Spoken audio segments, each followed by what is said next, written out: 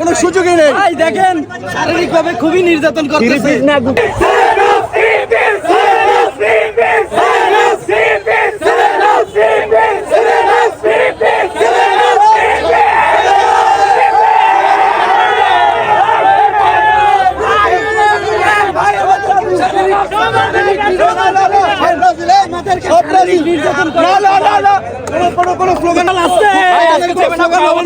কোনো সুযোগই নেই।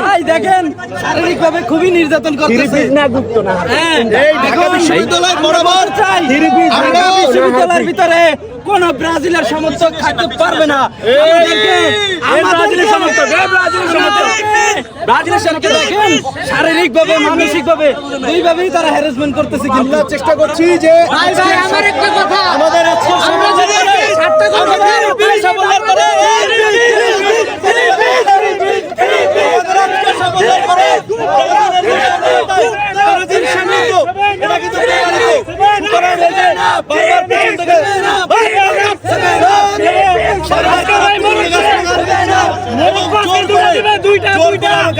আপনারা কি হেনস্থার শিকার হচ্ছেন কিনা?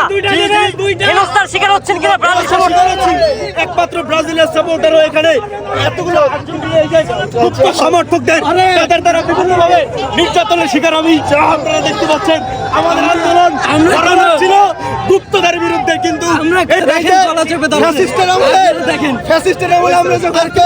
আমাদেরকে যখন বাকরুদ্ধ করে রাখা হতো ঠিক সেই একটা অবস্থা কিন্তু দেখতে পাচ্ছি।